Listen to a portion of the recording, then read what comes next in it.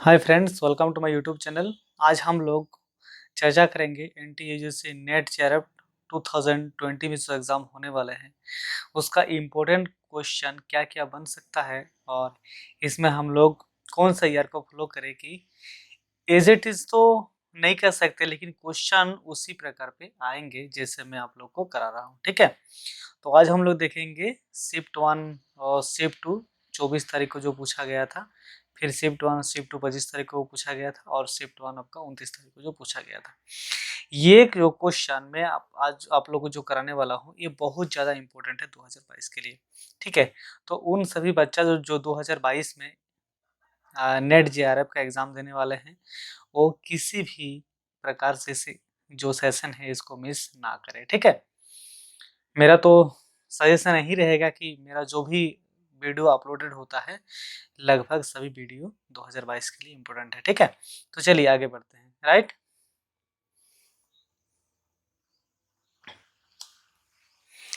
ठीक है। Right side में देखिए तालिका दिया हुआ और लेफ्ट साइड में क्वेश्चन है। तो सबसे पहले क्या है, आप तालिका में गौर करेंगे, है ना। इस तालिका को पहले आप देख लीजिए।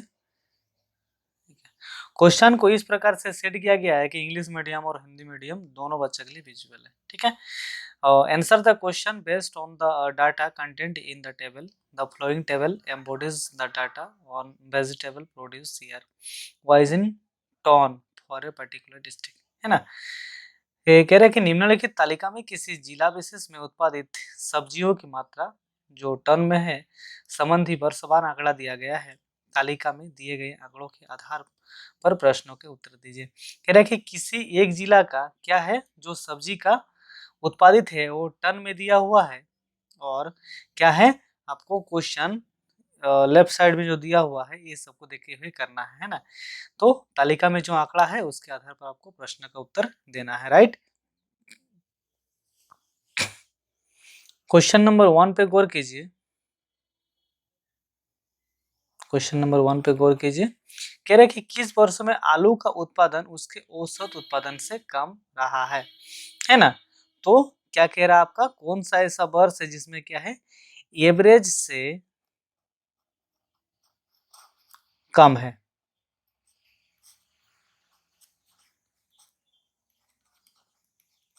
ऐसा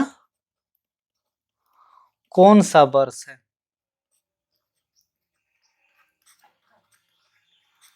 चलिए देखते हैं। सबसे पहले आप इसको एवरेज कर लो।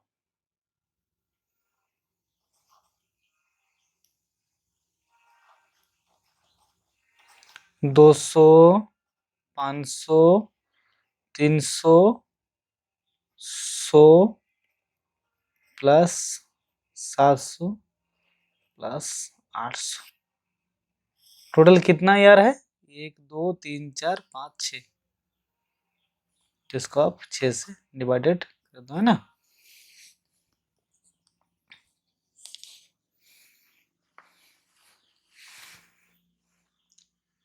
टोटल आपका कितना निकल जाएगा, 2600। फिर इसको 6 से डिवाइड कर दो, इसको आप लोग काट लीजिए।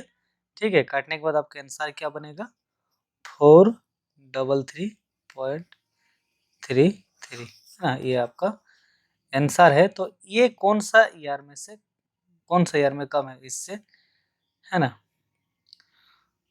2014 में है, 2016 में है और 2017 में, बाकी सब में तो ज़्यादा है ना।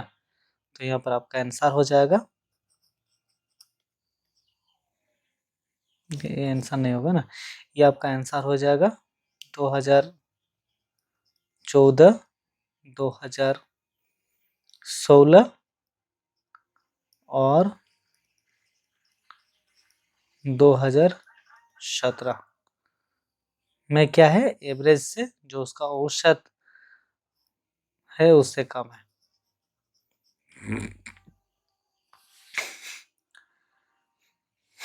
ठीक है, समझ गए, आगे बढ़ते हैं। In which year the production of tomato is the least, यानी कि किस वर्ष टमाटर का उत्पादन सबसे कम रहा है।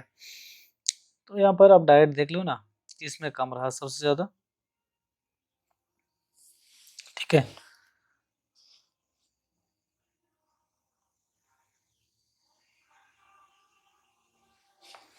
ठीक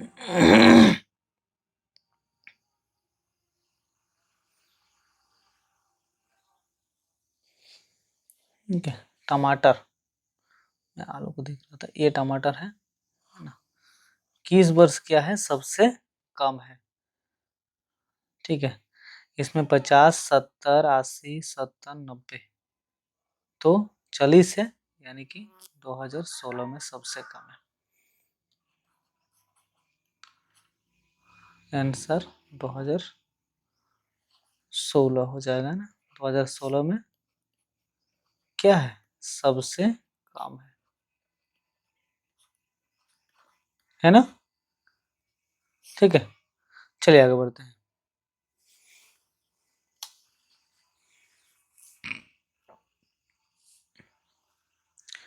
What is the gross production of vegetable in the year 2018? वर्ष 2018 में सब्जियों का सकल उत्पादन कितना है? वर्ष 2018 में सब्जियों का सकल उत्पादन कितना है? 2018 को देख लीजिए, इसको आप लोग देख लीजिए।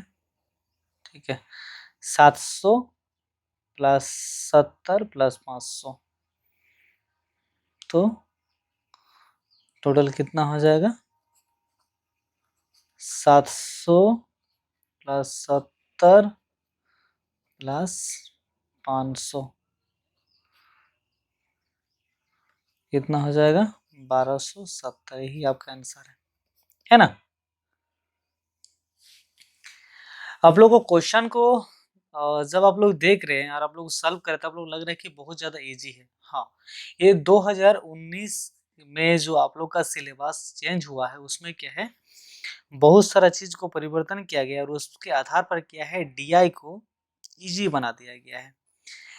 क्या है कि 2019 से डीआई उतना हार्ड नहीं पूछता है ना, ये इजी ही पूछता है। लेकिन इजी कब होगा?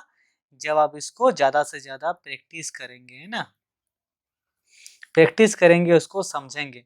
जो आपको नहीं समझ में आएगा वो आप कमेंट कीजिएगा, ठीक है।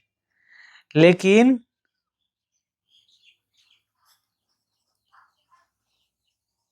कमेंट कीजिएगा, लेकिन एक बच्चा क्या है, एक वीडियो में एक ही बार कमेंट कीजिएगा, बहुत ज्यादा कमेंट नहीं कीजिएगा। चाहे आपका कमेंट कितना भी बड़ा क्यों ना हो, मेरे को पढ़ने में आसानी हो। एक बच्चा बहुत सारा कमेंट कर देंगे तो क्या होगा, हम कमेंट को आपका पढ़ ही नहीं पाएंगे और ना समझ पाएंगे। तो क्या है, एक बच्चा एक बार कमेंट कीजिए, चाहे जितना बड़ा हो चलेगा, राइट। आगे बढ़ते हैं। क्वेश्चन नंबर 4 में कह रहा हूँ, what is the increase in percentage में of total production of vegetable as compared to the year 2018-2019? यानी कि वर्ष 2018 की अपेक्षा वर्ष 2019 में सब्जियों के कुल उत्पादन में कितनी प्रतिशत वृद्धि हुई है? पहले आप 2018 को निकाल लो, 2018 में क्या है, ठीक है, इधर देख लीजिए आप लोग, 770 और 500, इसको प्लस कर लो तो कितना हो जाएगा? अभी मैंने जस्ट किया है 2018 का, 1270 हो जाएगा। फिर 19 को निकाल लो, 19 पे कितना है, 800 प्लस 90 प्लस 600, कितना हो जाएगा? 1490। अब आपको वृद्धि निकालना है, वृद्धि निकालना है। 1490 माइनस 1270 कर दो,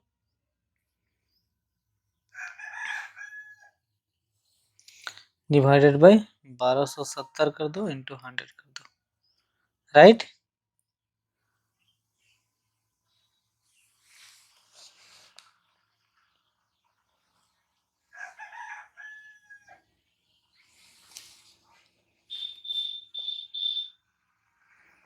कितना हो जाएगा? 220 बाई 1270 इंटू 100। इसको आप लोग काट लीजिएगा ना, इसको काट लीजिएगा, आपका आंसर कितना बनेगा?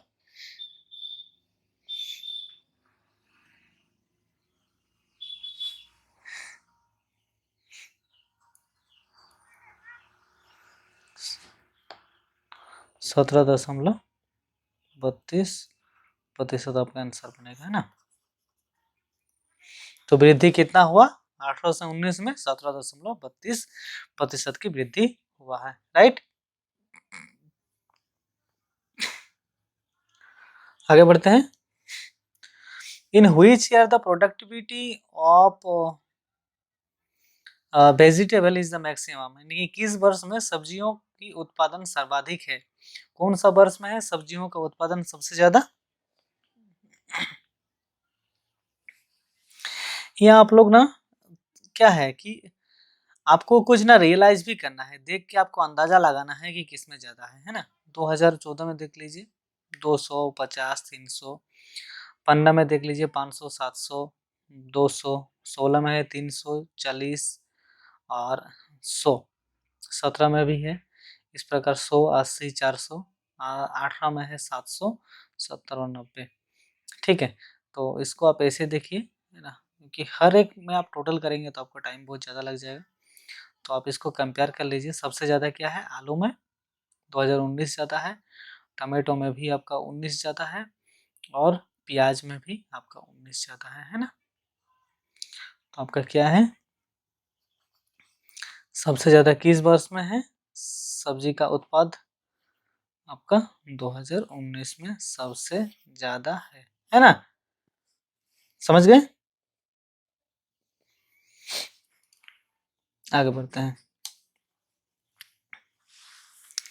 ठीक है। तालिका को देख लीजिए, कह रहा है कि based on the data in the table answer the question that flow, consider the following table which content year wise data of installed renewable energy capacity for 4 country. कौन सा आपका देश है, एक्स है, वाई है, जेड है और T है, over a period 5 years from 2015 to 9 है। कितना साल है टोटल आपका 15 से लेकर 19 5 साल है, ठीक है। ठीक है, ठीक है, ये बुक का क्वेश्चन सेट किया गया था तो इसमें ध्यान मत दीजिए, मेरा 1 से लेकर 5 तक क्वेश्चन सेट किया गया, ठीक है। क्योंकि बेसिकली जो पूछता है ना डाटा इंटरप्रिटेशन वो आपका 31 से 35 ही क्वेश्चन होता है ना। हिंदी को देख लेते हैं। निम्नलिखित की तालिका पर विचार करें जिसमें 2015 से 19 तक 5 वर्षों के दौरान 4 देश एक्स, वाई, जेड और टी के लिए स्थापित नवीनीकरण ऊर्जा के वर्षवार आंकड़े दिए गए हैं। इन आंकड़ों के आधार पर प्रश्नों के उत्तर दें, ठीक है। कह रहा है कि 2015 से 19 5 वर्ष है और जिसमें 4 देश हैं जिसके स्थापित की नवीकरण ऊर्जा का आंकड़ा दिया है राइट साइड में देखिए। तो इसी को देखते हुए क्या है आपका क्वेश्चन को सॉल्व करना है, राइट। देश है एक्स, वाई, जेड और टी, ठीक है।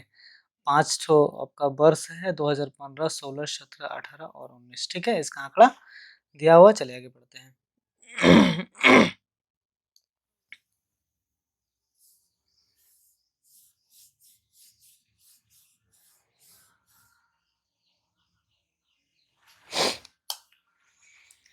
क्वेश्चन नंबर 1 में कह रहा है कि between 2016 to 17 which country register maximum growth in install capacity of renewable energy.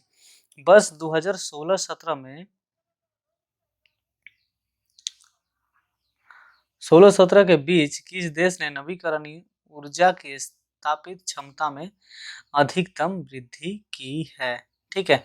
कौन ऐसा देश है जिसमें क्या है 16 से 17 के बीच में सबसे ज्यादा वृद्धि की है ना। तो मैंने क्या है जब वृद्धि का पार्सन होता है तो मैंने आप लोग को पहले ही एक फॉर्मूला आप लोग को लिखाया था। जो बच्चा, ठीक है, मेरा पीछे वाला वीडियो को नहीं देखा है उसको क्या है आप लोग देख लीजिए तो आपको सारा चीज समझ जाएगा। इसको आप डायरेक्ट कर दो, final value minus initial value minus initial value into 100, ठीक है। यानी कि आपको क्या पूछ रहा है 16 और 17, तो 16 आपका क्या सॉरी हाँ 16 और आपको 17 पूछ रहे हैं, ये 2 साल पूछ रहे हैं। तो ये क्या हो जाएगा इनिशियल वैल्यू हो जाएगा और आपका 2017 क्या हो जाएगा एफ बी हो जाएगा, यानी कि फाइनल वैल्यू हो जाएगा, राइट, है ना। तो आपको क्या है 2016-17 में आप पहले एक्स को देख लीजिए, ठीक है। एक्स जो देश है उसका क्या था 2016, 15 माइनस 13/13 इंटू 100, राइट, 2/13 इंटू 100, इसको काट लीजिए, है ना, समझ गए ना।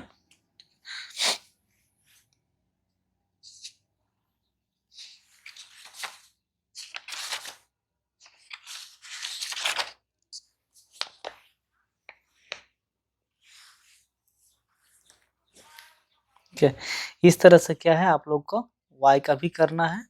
y कितना है 20 मतलब 18 और 20 है ना, 2016 में है 18 और 2017 में 20 है। 20 माइनस 18/18 इंटू 100, 2/18 इंटू 100। जेड का भी निकाल लो इस प्रकार से, जेड का क्या रहेगा 12 माइनस 10/10 इंटू 100,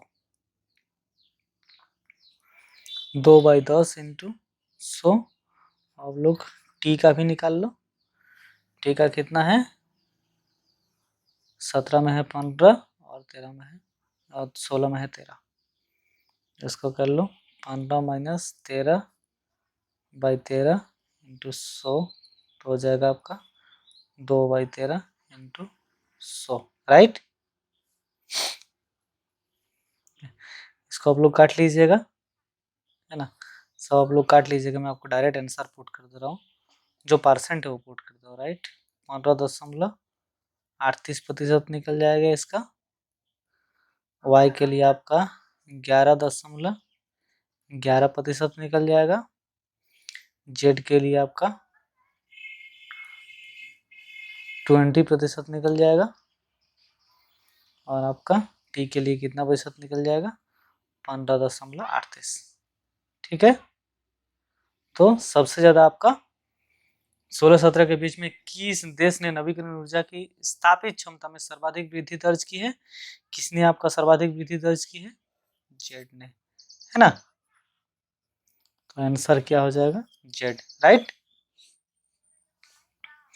आगे बढ़ते हैं। Which country maximum growth by 2019 with reference to year 2015, यानी कि कौन सा देश ने वर्ष 2015 के संदर्भ 2019 तक अधिकतम वृद्धि दर्ज की है ना, पूरा का घेरा तो आपको देख लेना है 2015 में क्या है और 2019 तक में, तो ये हो जाएगा आपका फाइनल वैल्यू, ये जाएगा आपका इनिशियल वैल्यू, राइट। तो आप इसको करोगे final value minus initial value divided by initial value into 100 करोगे तो निकल जाएगा, है ना।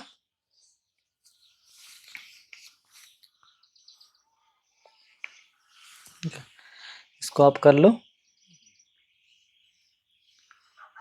अधिकतम वृद्धि कौन सा देश में क्या है, तो x को हम लोग सबसे पहले देखते हैं 22 माइनस 10/10 इंटू 100, ठीक है।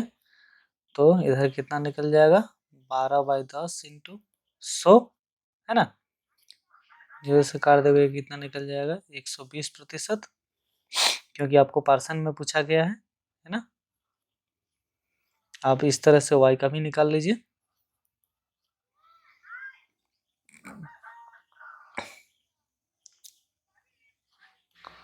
चौबीस माइनस 15/15 इंटू 100, जेड का भी निकाल लीजिए 20 माइनस 8 इंटू 100, फिर इस तरह से टी का भी निकाल लीजिए 20 minus 12 divided by 12 into 100, right. जैसे मैंने काटा आप लोग इस तरह से काट लीजिएगा सभी को, मैं आपको डायरेक्ट आंसर पुट कर दे रहा हूँ, ठीक है। ये आपका कितना निकल जाएगा 60% निकल जाएगा, ये 150% निकल जाएगा और ये 66.77% निकल जाएगा, तो सबसे ज्यादा वृद्धि किसने किया है? सबसे ज्यादा वृद्धि जेड ने किया है, राइट। आंसर जेड हो गया, ठीक है। आगे बढ़ते हैं। For the country why what is the average annual growth of renewable energy capacity? ये देश वाई के लिए नवीकरणीय ऊर्जा क्षमता की औसत वृद्धि कितनी है ना। वाई के लिए क्या है? औसत वार्षिक वृद्धि पूछ रहा, राइट।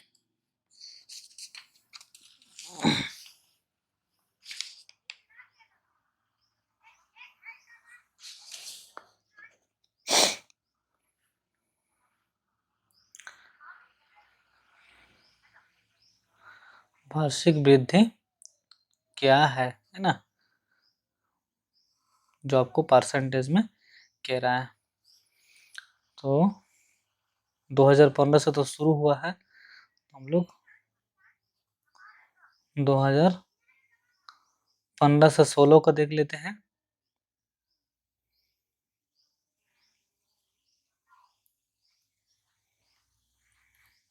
दो 2015 से 16 में क्या हुआ है, कितना प्रतिशत वृद्धि हुआ है?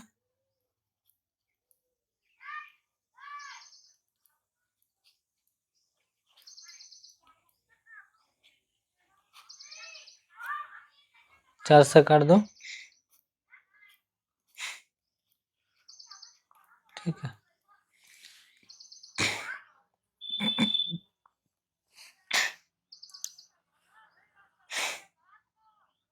नहीं, यहाँ गलती हुआ ना। हम लोग क्या है कि 15 से 18 है ना, यानी कि यहाँ पर आपका 2000, सॉरी एक गलत हुआ है ना,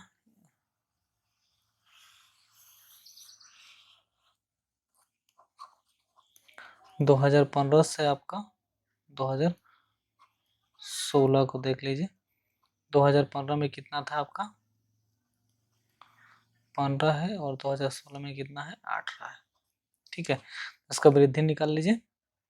18 माइनस 15, 15 इंटू 100, गलत है ना। 3/15 इंटू 100 हो जाएगा। 5 से काट दो, अब इसको 5 से काट दो, तो ये कितना निकल जाएगा? 20% है ना। इस तरह से क्या है, आपको 17 को भी निकाल लेना है। 16 से 17, 17 से 18, 18 से 19, ठीक है।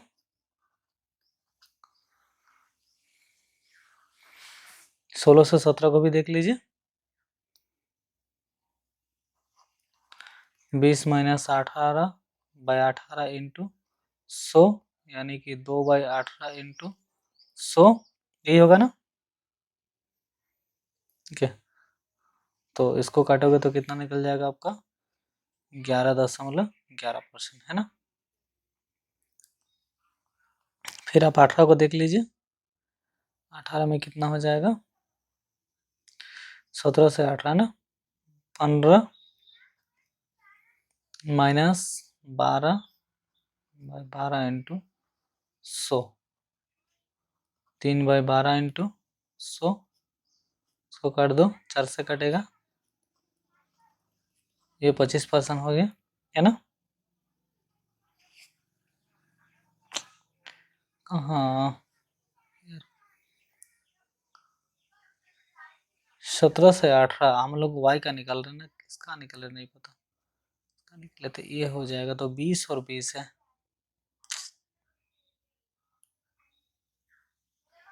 इसको इरेज कर लेते हैं।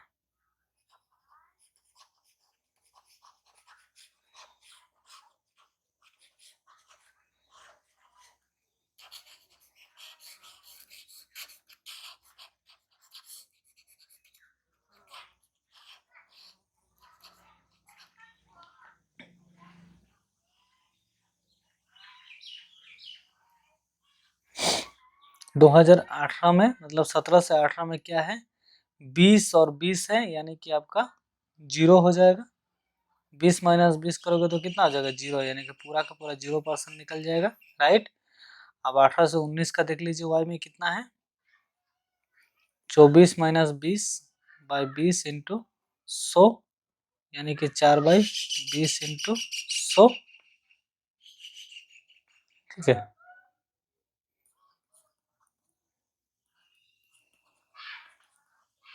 20% निकल गया। अब इसको योग कर लीजिए, सभी प्रतिशत वृद्धि का योग, सभी प्रतिशत वृद्धि का योग कीजिए तो कितना निकल जाएगा। पहले आपको कितना था, 20% प्लस 11.11% प्लस 0% प्लस 20%, यही है ना। टोटल कितना हो गया आपका, 1 2 3 4, 4 से इसको डिवाइडेड कर दो, ठीक है।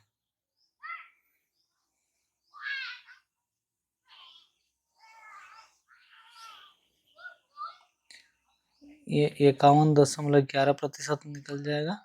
इसको 4 से डिवाइडेड कर दो तो कितना निकल जाएगा, 12.77%, है ना। तो y के लिए नवीकरणीय ऊर्जा क्षमता की औसत वार्षिक वृद्धि प्रतिशत में कितनी रही है, ठीक है, तो 12.77 रही है।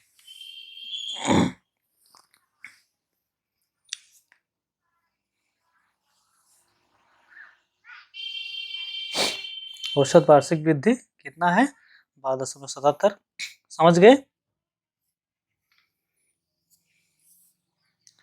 आगे बढ़ते हैं।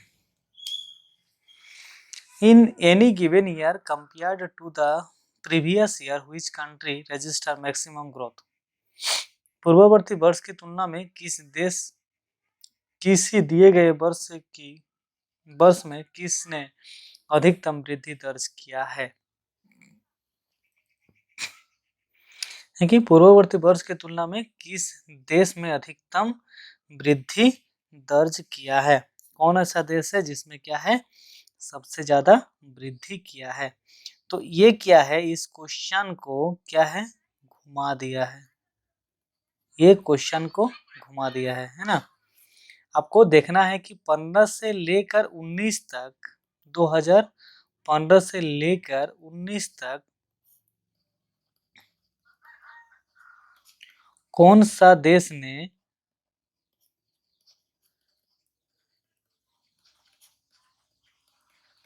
सबसे ज्यादा वृद्धि किया है ना, यही है ना। चलिए हम लोग प्रीवियस वाला क्वेश्चन देखते हैं। अब इस क्वेश्चन को देख लीजिए, क्वेश्चन नंबर 2 में कौन सा देश ने वर्ष 2015 के संदर्भ में 2019 तक अधिकतम वृद्धि दर्ज किया है, यानी कि इसमें भी कह रहा है कि 2015 से 19 तक में कौन सा देश ने सबसे ज्यादा वृद्धि किया है। अब इसको देख लीजिए, ये कह रहा है कि पूर्ववर्ती वर्ष की तुलना में किसी दिए गए वर्ष में किसने अधिकतम वृद्धि दर्ज किया है, यानी कि आपका क्वेश्चन सेम है कि जो पूर्ववर्ती वर्ष है, पूर्ववर्ती वर्ष हम लोग 2015 से पकड़ेंगे, सभी का वृद्धि देखते हुए आएंगे ना, तो हम लोग को पता चलेगा कि सबसे ज्यादा वृद्धि कौन सा देश को हुआ है, ठीक है। तो और इसमें कह रहा है कि 2015 से 19 तक में अधिकतम वृद्धि किसमें है, तो क्वेश्चन लगभग सेम है, क्या है, क्वेश्चन को थोड़ा सा घुमा दिया है ना। तो इसमें क्या है, लेकिन इसमें क्या है, आपका ऑप्शन सिर्फ 2 ठो दिया हुआ है, ठीक है। तो मैं आपको ऑप्शन नहीं लिख दिया था, मैं आपको ऑप्शन लिख देता हूँ, है ना। इसमें आपको क्या था, ऑप्शन ए में क्या है, टी है, बी में क्या है, जेड एंड वाई है, सी में क्या है, वाई है, और डी में क्या है, एक्स है एंड जेड है ना। अब इसको देख लीजिए, सबसे ज्यादा वृद्धि किसमें है, एक्स में आपका 120% है और जेड में कितना है आपका 150% है ना।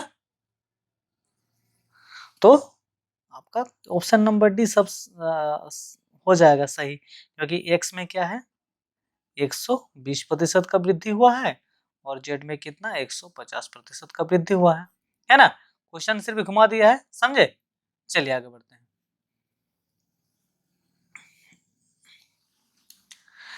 Here है कि taking all four countries together, what is the overall increase in installed capacity of renewable energy in the year 2019, which reference to 2015? सभी चारों देशों को मिलाकर वर्ष 2015 के संदर्भ में 2019 में नवीकरणीय ऊर्जा की स्थापित क्षमता में समग्र वृद्धि कितनी है ना।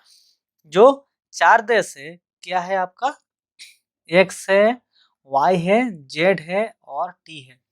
ये सभी देश कितना साल है, 15, 16, 17, 18, 19, 1 2 3 4, 1 2 3 4 5।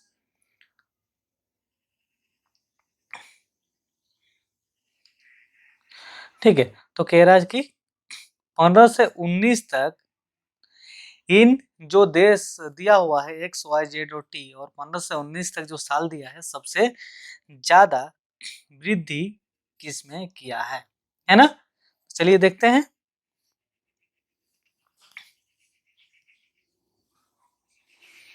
अब पहले क्या है, एक निकाल लीजिए।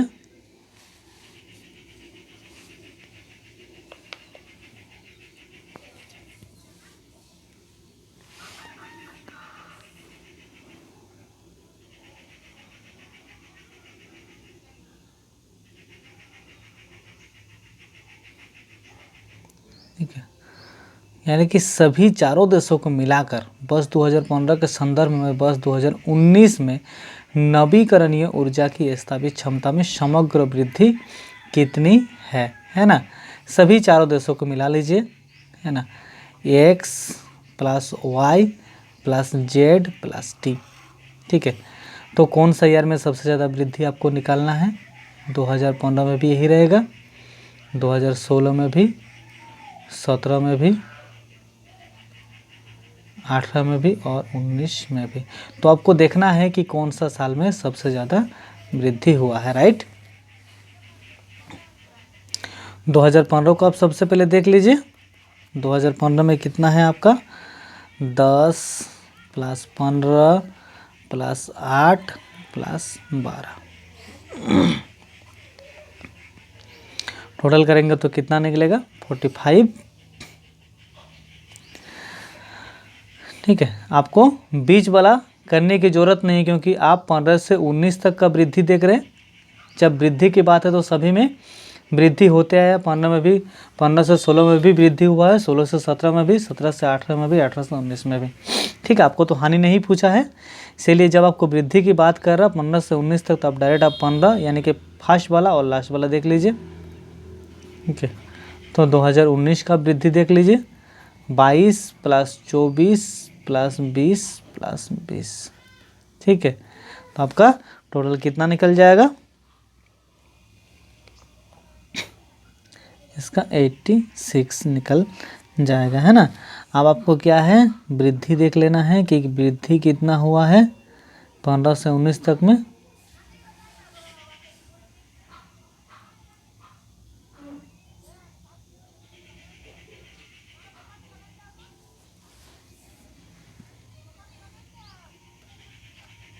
ठीक है, 86 माइनस 45 डिवाइडेड बाई 45 इंटू 100 कर दो। ठीक है, तो आपका कितना निकल जाएगा 41/45 इंटू 100, है ना। इसको आप काटोगे तो कितना आपका आएगा,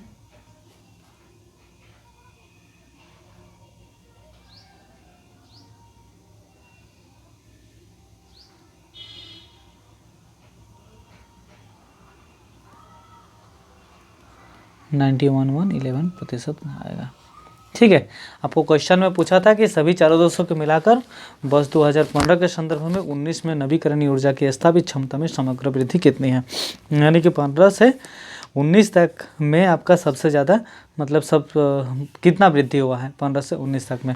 तो आपका कितना वृद्धि हुआ है, 91.11% का आपका वृद्धि हुआ है ना।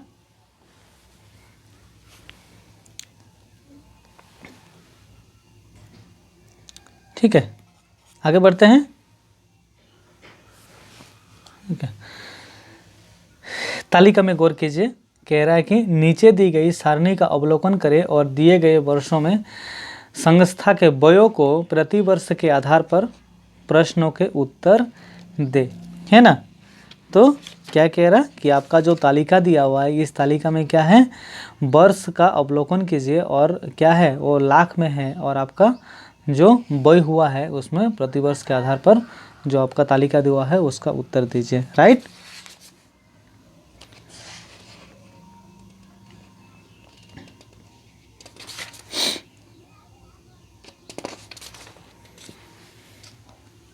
ठीक है, आप लोग क्वेश्चन को गौर कीजिए तो अच्छा से समझ में आएंगे। कह रहे हैं कि what is the average amount of interest per year that the institution had to pay. संस्था को प्रतिवर्ष औसत कितना ब्याज चुकाना पड़ता है। ठीक है, तो क्या कह रहा कि जो आपका संस्था है उसको क्या है, प्रति वर्ष, ठीक है, औसत कितना ब्याज चुकाना पड़ता है।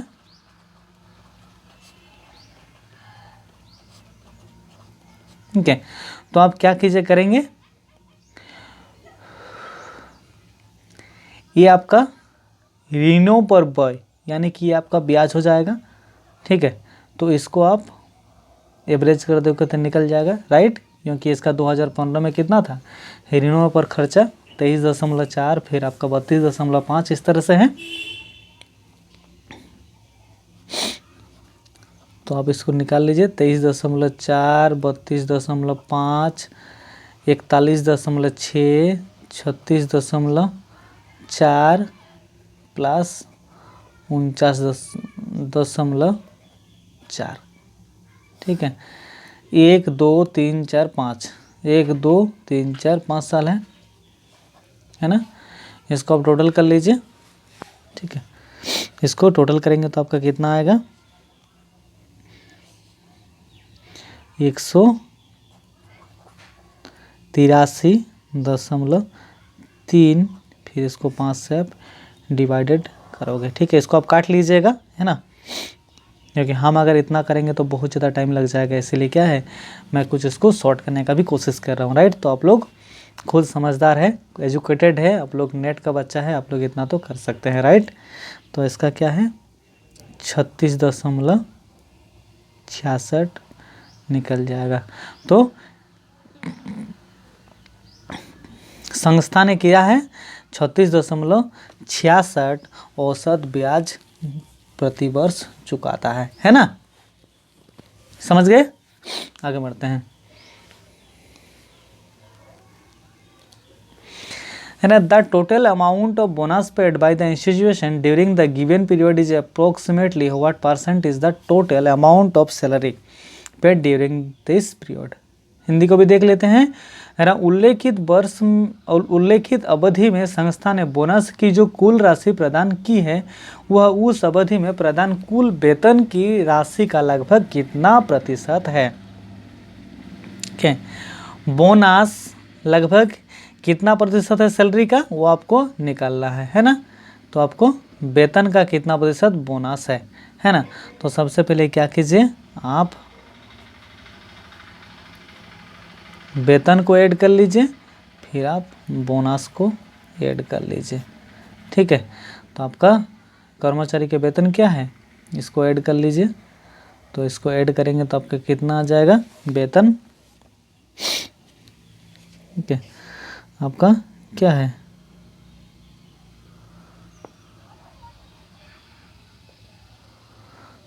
वेतन आपका कितना आ जाएगा,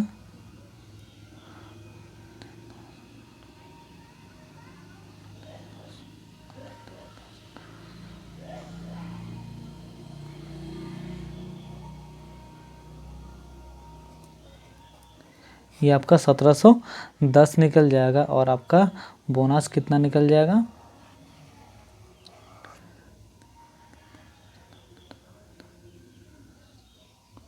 ये आपका सिर्फ 17 निकलेगा, है ना। अब इसका क्या करोगे, परसेंट निकाल लीजिए। ठीक है,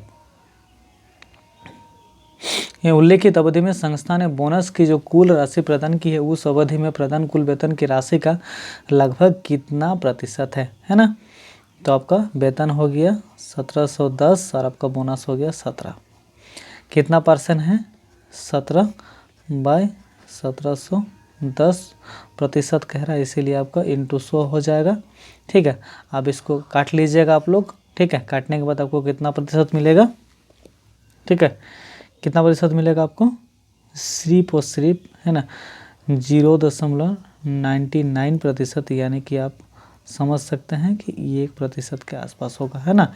ये आपका आंसर हो गया। तो सैलरी का लगभग कितना प्रतिशत बोनस है, 1% बोनस आप समझ सकते हैं, राइट। समझ गए, चलिए आगे बढ़ते हैं। Total expenditure of all these items in 2015 was approximately what percent of the total expenditure in 2019। 2015 में इन सभी मदों पर किया गया कुल व्यय 2019 के कुल व्ययों का लगभग कितना प्रतिशत है।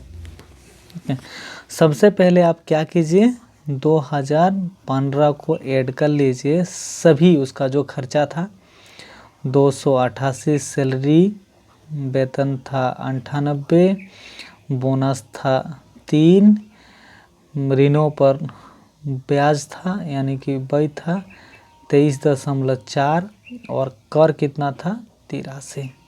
ठीक है, इस तरह से 2019 को भी निकाल लीजिए। 420 प्लस 14 प्लस 3.96 प्लस 49.4 प्लस 98। ठीक है, इसका टोटल कर लीजिए।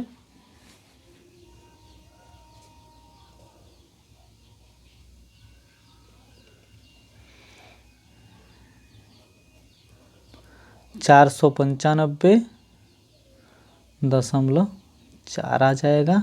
ये कितना आ जाएगा 2019 का 585.36,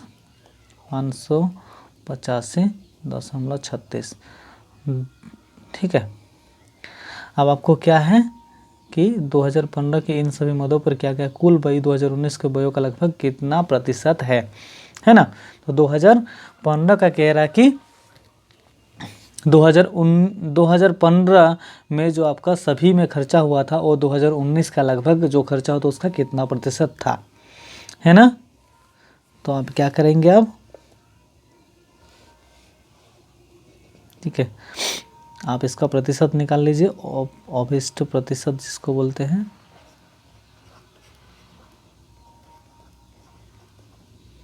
अभिष्ट प्रतिशत निकाल लीजिए, 495.4 डिवाइडेड बाई 585.36 इंटू 100। ठीक है, इसको आप लोग काट लीजिएगा। ठीक है, ठीक है, काट लीजिएगा, आपको कितना आएगा आंसर 84.63। तो 2019 का कितना है 84.63%। 2015 का जो खर्चा है वो 2019 का 84.63% है ना। समझ गए, आगे बढ़ते हैं। कह रहा the total expenditure of the institution on this items during the year 2017। वर्ष 2017 में संस्था का इन मदों में कुल व्यय क्या है ना, उसका कुल खर्चा क्या है संस्था का 2017 में, वो आपको निकालने के लिए कह रहा है ना। तो 2017 में ये सभी चीज़ को ऐड कर लीजिए। सबसे पहले 2017 324 प्लस 101 प्लस 384.41.6 प्लस 74, है ना, यही है, और तो कुछ नहीं है। ठीक है, आप इसको ऐड कर लीजिए, कितना है 544.44, है ना। वर्ष 2017 में संस्था का इन मदों में कुल व्यय क्या है। तो यही संस्था का कुल व्यय है। ठीक है, 544.44। ठीक है, आगे बढ़ते हैं। The ratio between the expenditure on taxes of for the year 2016 and 2018 is approximately. कह रहा है कि वर्ष 2016 और 18 में करों के रूप में किए गए व्ययों के बीच का अनुपात लगभग कितना है ना। ये कर है ना। तो 2016 में कर का कितना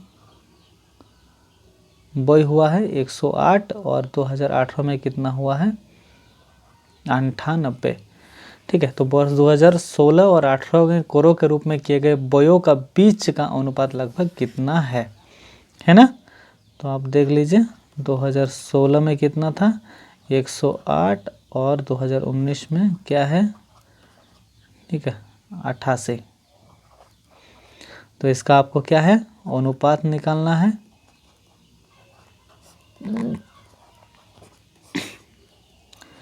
एक 108 और 88, इसको काट दो, पहले 2 से जाएगा, ये भी 2 से जाएगा,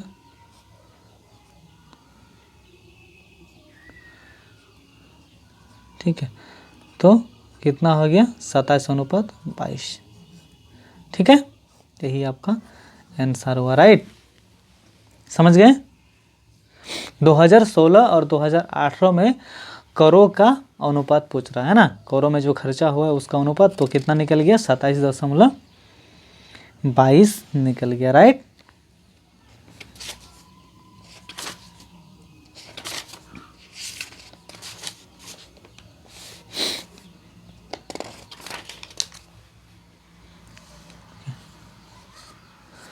अब आगे बढ़ा जाए। ठीक है, ये क्वेश्चन क्या है 25 सितंबर 2020 को पूछा था सेकंड शिफ्ट में।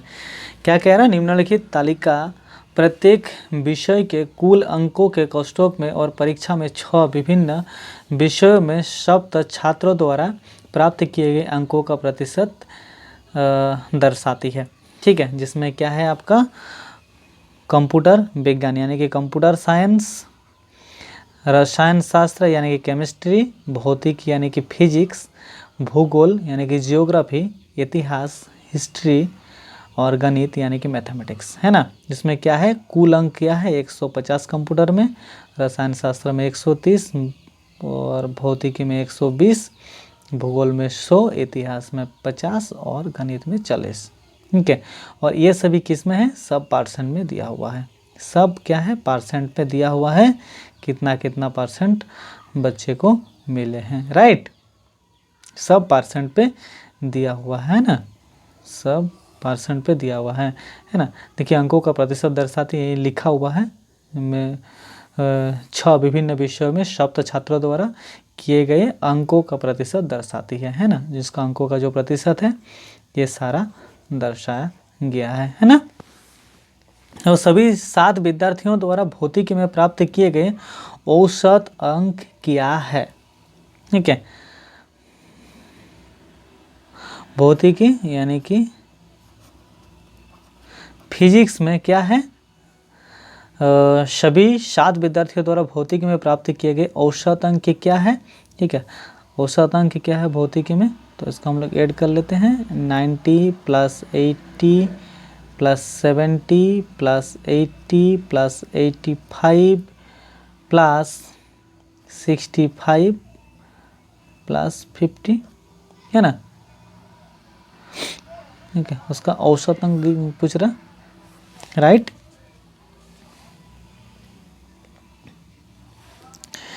तो टोटल करेंगे तो आप लोगों को कितना निकल जाएगा 520। टोटल कितना विद्यार्थी है 1 2 3 4 5 6 7, यहाँ देखिए 1 2 3 4 5 6 7 है। इसको 7 से काट दो, कितना निकल जाएगा आपको, काटोगे तो 74.28 है ना। ये इसका आंसर हो गया, है ना। आगे बढ़ते हैं। The number of student who obtained 60% and above marks in all subject is, यानी कि सभी विषयों में 60% और इससे अधिक अंक प्राप्त करने वाले छात्रों की संख्या क्या है। मैंने आप लोगों को पहले ही बताया और यहाँ दिया भी हुआ है, ठीक है, कि सभी का क्या है, जो दिया हुआ है अंक का प्रतिशत दिया हुआ है, और ये सब क्या है, स्टूडेंट है। तो आप देख लीजिए ना किसमें कितना प्रतिशत आया है, जिसमें क्या है 60% और उससे अधिक रहना है। पीयूष को क्या है, एक में 50% मिल गया है ना, 50% मिल गया, बाकी सब में तो ज़्यादा है, कट गया, क्योंकि सभी में उसको 60 से ज़्यादा लाना है या 60 लाना है। इसमें भी उसको एक 40 मिला है, इसको भी किया। मयंक 90%, 60, 70, 70, 70, मयंक का ठीक है, सब 60 और उससे अधिक है। विमल का क्या है 80, 65, 80, 65, विमल भी 60 से ज़्यादा है।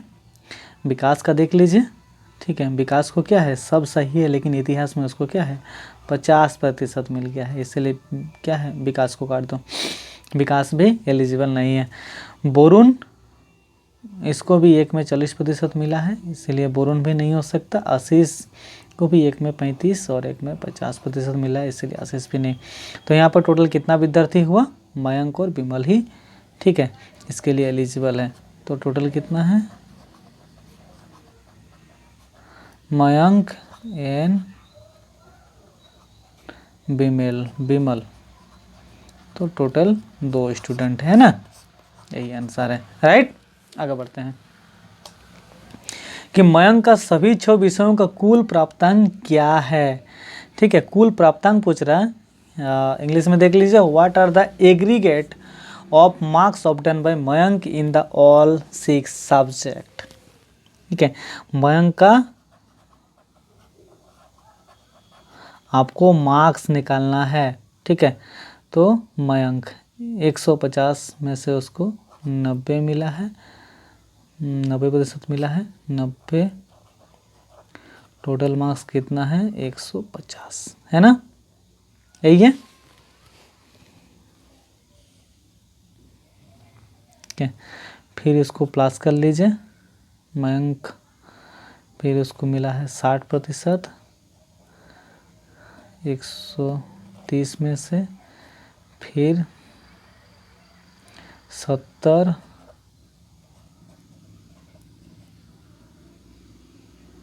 120 में से, फिर 70, 100 में से, यानी कि 70 हो जाएगा, ठीक है। 70% मिला है और उसको टोटल मार्क्स 100 है, यानी कि 70 हो जाएगा, समझे ना, ये देख लीजिए ना, ठीक है, ये 100 है, ठीक है। अभी क्या है, इतिहास में मयंक को क्या है 90% मिला है, टोटल मार्क्स कितना था 50, ठीक है। गणित में क्या है 70% मिला है, टोटल मार्क्स कितना था 40, ठीक है। इस तरह से आप लोग टोटल कर लीजिए, इसको काटने के बाद, है ना, इस तरह से काटिएगा कि जैसे यहाँ 100 है, इसको काटिए, इसको काटिए, ठीक है। तो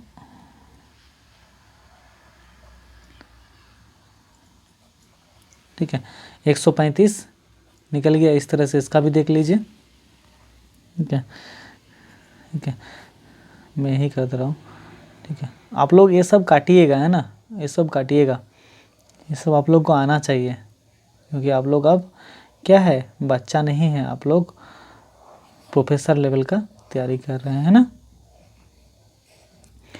तो आपका क्या है 135 आ जाएगा, ये काटेंगे तो क्या है 78 आ जाएगा, ये काटेंगे तो 84 आ जाएगा, फिर ये तो ऑलरेडी आपका 70 ही रहेगा, फिर ये 45 हो जाएगा, ये 28 हो जाएगा, ठीक है। तो इसको टोटल करेंगे तो कितना हो जाएगा 440, ठीक है। तो मयंक को क्या है कितना मार्क्स मिला है 440 मार्क्स मिला है ना। आगे बढ़ते हैं अरे किस विषय में प्राप्तांकों की समग्र प्रतिशत सर्वोत्तम है? कौन सा विषय है? In which subject is the overall percentage is the best? कौन सा विषय में क्या है? Which subject is the overall percentage the best?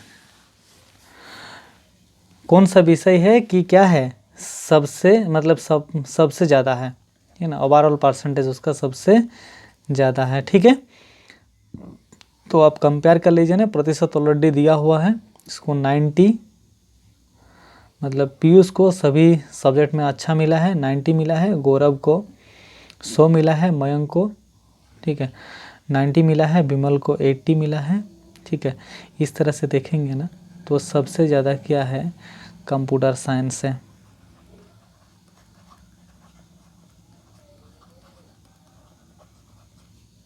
ठीक है, कंप्यूटर साइंस में क्या है, समग्र प्रतिशत ज़्यादा है ना, समग्र प्रतिशत सर्वोत्तम है, यानी कि सबसे अच्छा है। तो यही हो जाएगा आपका आंसर, कंप्यूटर साइंस। ठीक है, आगे बढ़ते हैं। इसमें कह रहा है what is the overall percentage of Ashish? Ashish का समग्र प्रतिशत कितना है? ठीक है, अब आपको क्या है, आशीष का निकाल लेना है, समग्र प्रतिशत कितना है आशीष, ओवरऑल परसेंटेज हमको आशीष का देखना है। आशीष का देख लेना है। ठीक है, पहले इसको टोटल कितना मार्क्स मिला है वो देखेंगे, आशीष का समग्र प्रतिशत कितना है, तो हमको निकलेगा ना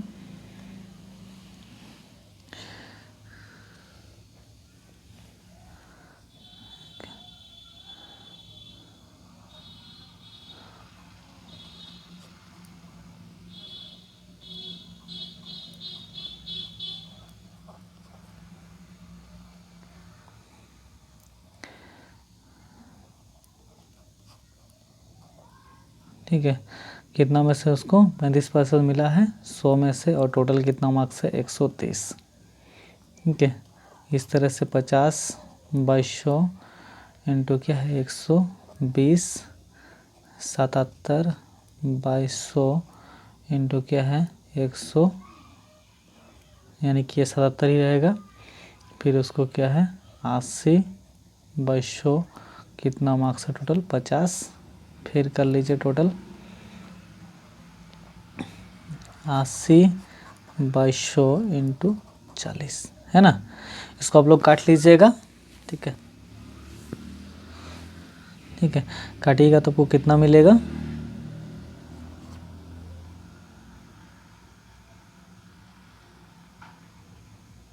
मैं एक आप लोगों को काट के दिखा देता हूँ। 0 से काटिए, 5 से जाएगा, 5 दूनी 10, 5 तीन 15। ठीक है, तो इसको आप पहले क्या कीजिए, 65 को 3 के साथ गुना कीजिए, फिर इसको 2 से भाग कीजिए,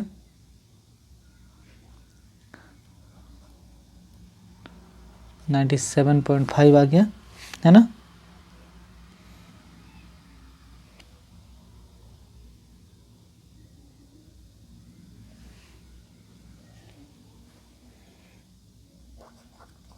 नाइन्टी 7.5, फिर आपका सेकंड में आएगा 45.5, फिर आपका आएगा 60,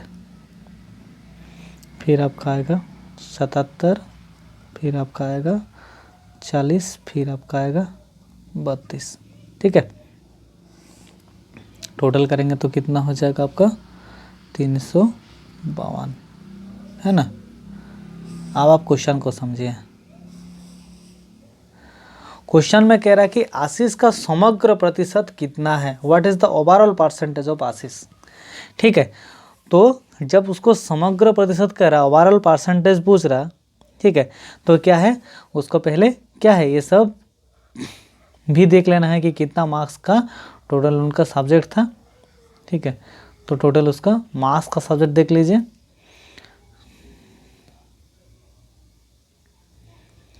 ठीक है।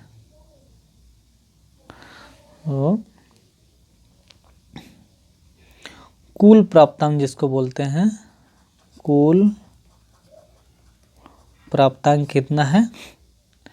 150 plus 130 plus 120 plus 100 plus 50 plus 40। ठीक है, कितना है टोटल? ये 590 है। 590 में से आशीष को कितना मिला था? 352। ठीक है, 590 में से आशीष को 352 मिला था। अब इसका हम लोग परसेंटेज निकाल लेंगे कि 590 में से आशीष को कितना परसेंट मिला था। तो 352 डिवाइडेड बाई 590। ठीक है, परसेंटेज पूछ रहा है यानी कि इंटू 100 हो जाएगा 100। ठीक है, तो अब इसको काट लेंगे तो आपको, ठीक है, इसको आप लोग काट लीजिएगा तो आपका कितना आ जाएगा?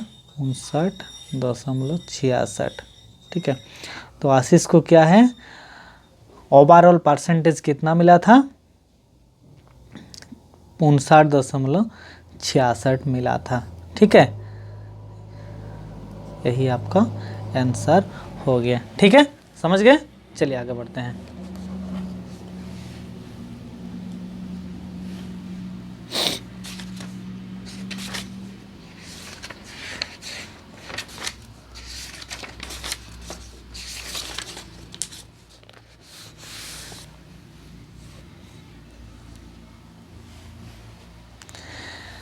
तालिका को देख लीजिए। निम्नांकित तालिका में किसी शहर के 3 अस्पतालों में भिन्न भिन्न रोगों के रोगियों की मासिक जानकारी दर्शाई गई है। तालिका में दिए गए आंकड़ों के आधार पर प्रश्नों का उत्तर दीजिए। जो तालिका है इसमें क्या है, अलग अलग रोगों का सूची दिया हुआ है और क्या है, आपको तालिका के आधार पर ही प्रश्न का उत्तर देना है। इसमें रोग है और अस्पताल है, हृदयघात, मधुमेह, रक्तचाप, गुर्दा रोग। अस्पताल क, ख और ग है ना। इसका देख लेते हैं। सभी 3 अस्पतालों में कुल रोगियों की तुलना में मधुमेह से पीड़ित रोगियों की संख्या कितना है ना। तो मधुमेह का निकाल लीजिए, यानी कि डायबिटीज़ या फिर आप ब्लड शुगर जो भी बोलेंगे। मधुमेह का निकाल लीजिए। 650 प्लस 1350 प्लस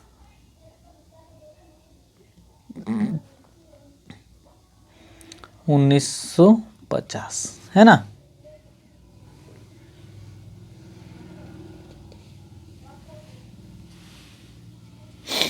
टोटल करेंगे तो कितना आ जाएगा? 3950।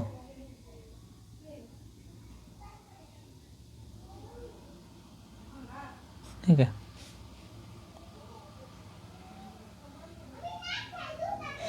अब आपको क्या है, ये सभी को निकाल लेना है कि टोटल जब आप करेंगे, क्योंकि सभी अस्पताल का जो रोगी है उस रोगी में से मधुमेह का कितना % है।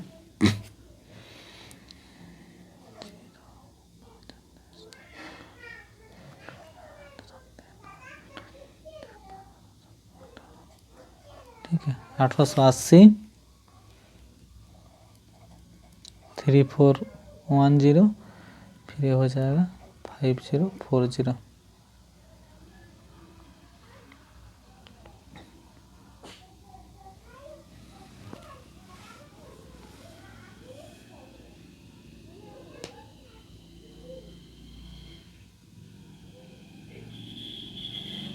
ठीक है,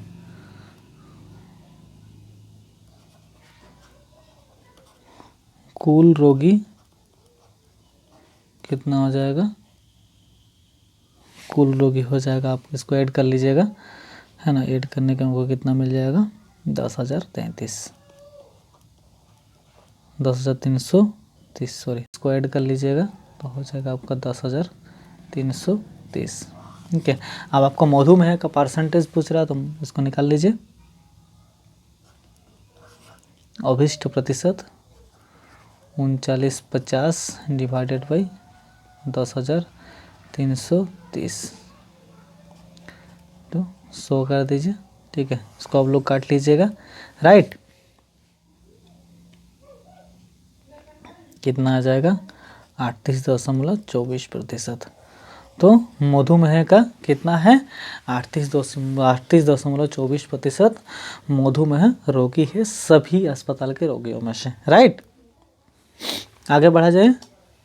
what is the average number of patients for the last reported disease.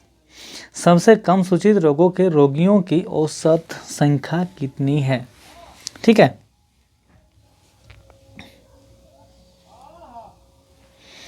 सबसे कम अगर देखा जाए तो किसमें है, हृदयघात कम है 320, मधुमेह 650, रक्तचाप 700, गुर्दा 210, यानी कि इसमें ये ज़्यादा सबसे कम हुआ 240, इसमें ये कम हुआ इसके तुलना में, इसमें ये कम हुआ इसके तुलना में, सबसे तुलना में। तो सबसे कम किस में होगा, हृदयघात, ठीक है।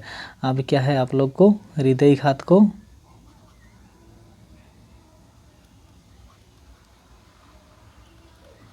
ऐड कर लीजिए, क्योंकि कह रहा है कि सबसे कम सूचित रोगों के रोगियों का औसत संख्या है ना, आपको एवरेज नंबर पूछ रहा,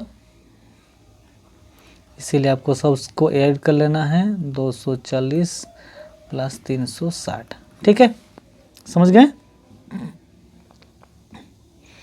टोटल आपका कितना निकल जाएगा 920।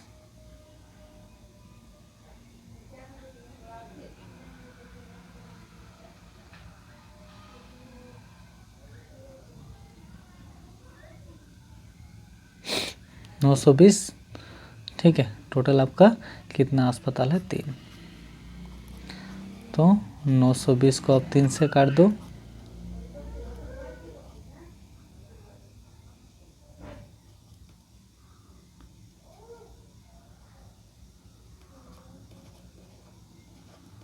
$306.66,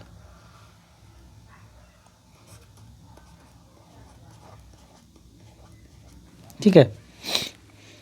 ये आपका अभिष्ट औसत हुआ,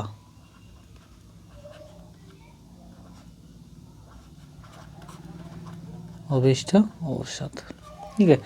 सबसे कम सूचित रोगियों में से रोगियों का औसत संख्या कितना है, औसत संख्या सबसे कम में से हृदयघात, और औसत क्या है 306.66, है ना, ये उसका एवरेज नंबर हुआ, राइट। आगे बढ़ते हैं।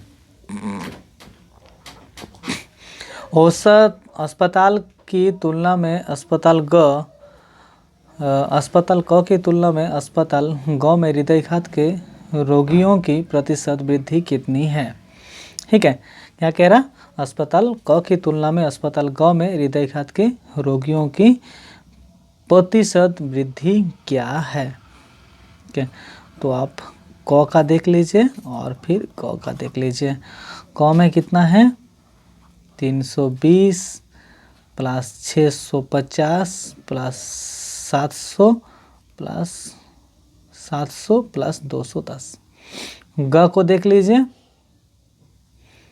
360 प्लस 1950 प्लस 2100 प्लस 630, इसको टोटल कर लीजिए।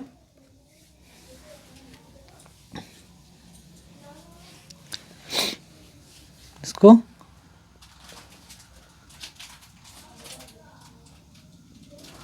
अस्पताल क की तुलना में अस्पताल ग में हृदय का, सॉरी ये गलत हो गया ना, मैंने पढ़ने में गलती किया था।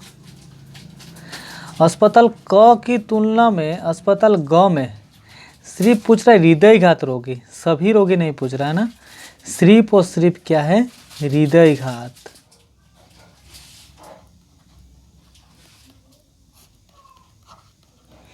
हृदयघात की रोगी का क्या है प्रतिशत पूछ रहा, अस्पताल के रोगियों की प्रतिशत का वृद्धि है। तो क में क्या है हृदयघात का 320 और ग में क्या है 360, है ना। अब इसका क्या है वृद्धि पूछा है, तो 360 माइनस 320 करो, फिर 320 इंटू 100, 40/320 इंटू 100 कर दो तो निकल जाएगा। ठीक है,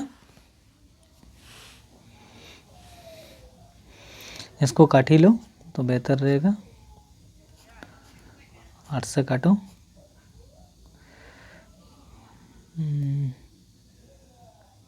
इसको 4 से काटिए, 25 से 100, 25/2 यानी कि 12.5%। रोगियों का प्रतिशत क्या है? अस्पताल क की तुलना में अस्पताल ग में हृदयघात रोगियों की प्रतिशत क्या है? 12.5% है ना।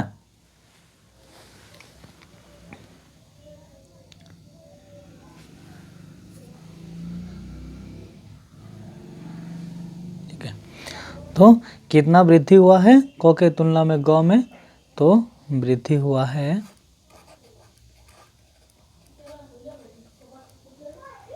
क के तुलना में ग में कितना प्रतिशत वृद्धि हुआ है? 12.5%। राइट। ठीक है, आगे बढ़ते हैं। कि for patient reporting for kindly problem what is the ratio of the number of patient reporting at hospital A and those reporting at hospital C. कि गुर्दों रोगों के उपचार के लिए आने वाले रोगियों के संबंध में अस्पताल क से अस्पताल ग के बीच का अनुपात क्या है? ठीक है, सिर्फ एक रोग पूछा है, वो कौन सा रोग है? गुर्दा का रोग। और किसमें आपका अनुपात पूछा है? क और ग का अनुपात किसमें? गुर्दा रोगों में।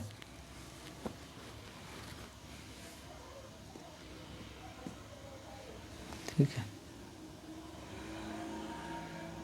अस्पताल क में क्या है? 210 और अस्पताल ग में क्या है? 630। 0 काटिए, 21 से काटिए। ठीक है, कितना बच गया? 1 और 3, तो कितना प्रतिशत हुआ? 1%, 3। ठीक है, तो क्या है? क और ग के बीच का अनुपात क्या है? 1:3, जो गुर्दा रोग के उपचार के लिए रोगियों का अनुपात है। ठीक है, आगे बढ़ते हैं। कि what is the percentage increase in the total number of patient from hospital A to hospital C. अस्पताल क की तुलना में अस्पताल ग में कुल रोगियों की संख्या में प्रतिशत वृद्धि कितनी है? ठीक है,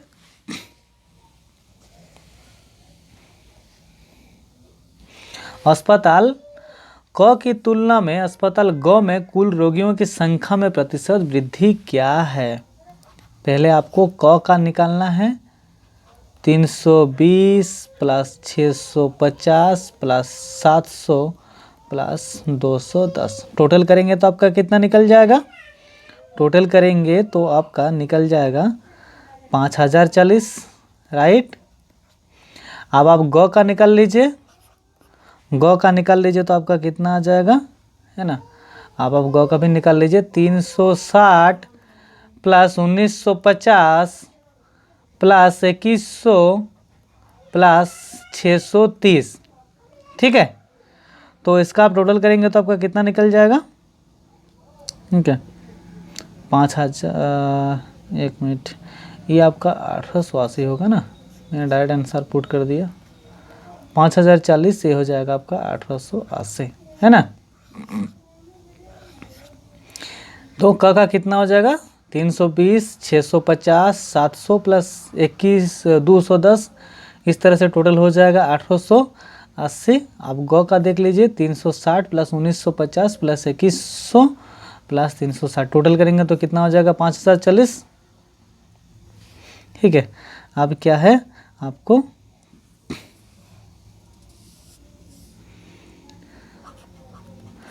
वृद्धि निकाल लेना है जो परसेंट में होगा। तो 5040 माइनस 1880 डिवाइडेड बाई 1880 इंटू 100, ठीक है। कितना हो जाएगा 3160 डिवाइडेड बाई 1880 इंटू 100, ठीक है। इसको काट लीजिएगा, राइट। काटेंगे तो आपको कितना परसेंट आ जाएगा 168% आएगा, ठीक है। 168 पॉइंट समथिंग आएगा, यानी कि आपका 168%। समझे ना। क्वेश्चन में क्या कहा था, अस्पताल क की तुलना में अस्पताल ग में कुल रोगियों की संख्या का प्रतिशत वृद्धि क्या है, ठीक है।